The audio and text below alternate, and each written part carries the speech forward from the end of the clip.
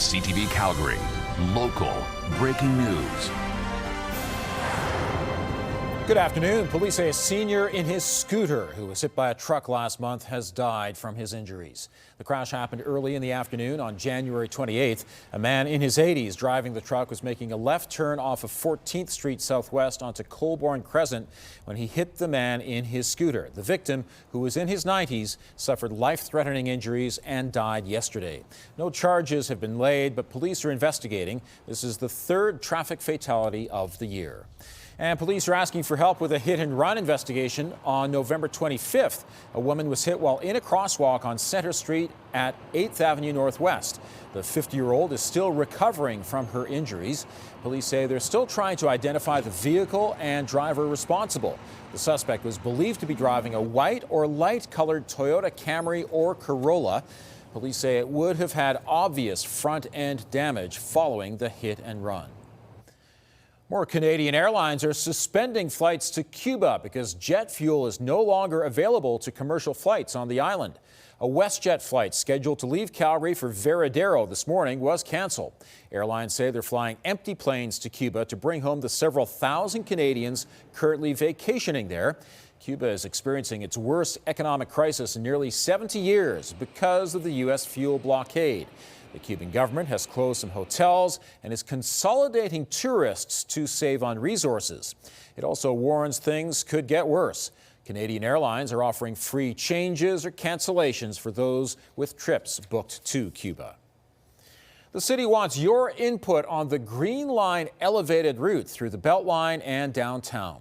The province threatened to pull funding if the elevated route wasn't adopted. Until March 2nd, Calgarians can weigh in on how to make the best of an elevated track.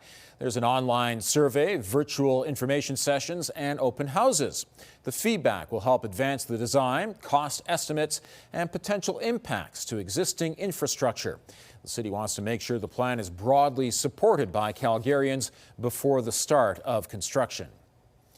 Calgary energy giant Suncor is giving $5 million to establish a new women's health centre. The money goes to the Calgary Health Foundation to set up the centre at the Foothills Hospital inside the old Tom Baker Cancer Centre. It will bring together the pelvic floor clinic, pregnancy and infant loss program, colposcopy, obstetrics, and gynecology. The aim is to shorten wait times, modernize equipment, and improve care. Doctors who specialize in women's health say this is a welcomed event, but more needs to be done. We hear all the time that there needs to be a center for conditions such as polycystic ovarian syndrome, endometriosis, menopause. There's also a huge appetite in the community to improve research and development related to women's health conditions. So creating a center that's very research and innovation focused would be a great next step. This is the largest corporate donation in the foundation's history. Meantime, the Canadian Medical Association says doctors are concerned their patients are receiving bad health advice from artificial intelligence. An online survey from Abacus Data asked more than 5,000 Canadians a series of questions about where they get their health information.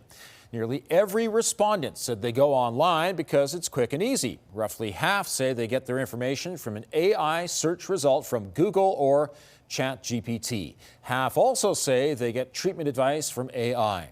The survey indicated those who followed the AI advice were 5 times more likely to report an adverse reaction or negative outcome. The University of Calgary is spearheading a national research project aimed at improving Canada's productivity.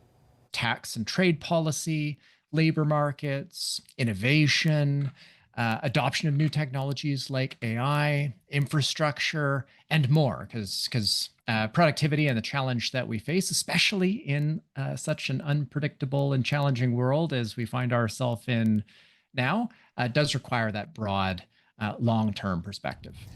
The federal government is investing $6 million over 15 years to the Canada Productivity Initiative. The idea is to address Canada's declining productivity compared to our major trading partners. It will be led by Trevor Toome from the U of C's School of Public Policy. He'll direct 30 researchers from 15 organizations across the country to develop policy recommendations.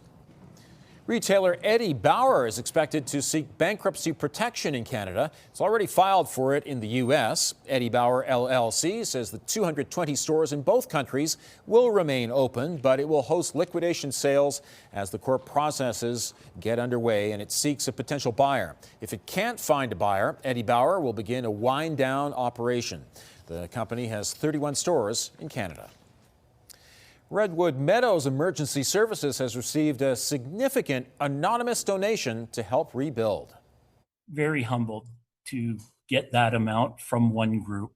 The $300,000, though, it took a lot of weight off our shoulders for the immediate, for sure. Rebuilding RMES isn't just replacing the equipment.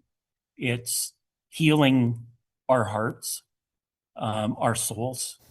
In December, the volunteer-run department servicing about 7,000 people in the Bragg Creek area lost a building and a substantial amount of equipment in a fire. They say the $300,000 will help as they strive to raise more than $1 million.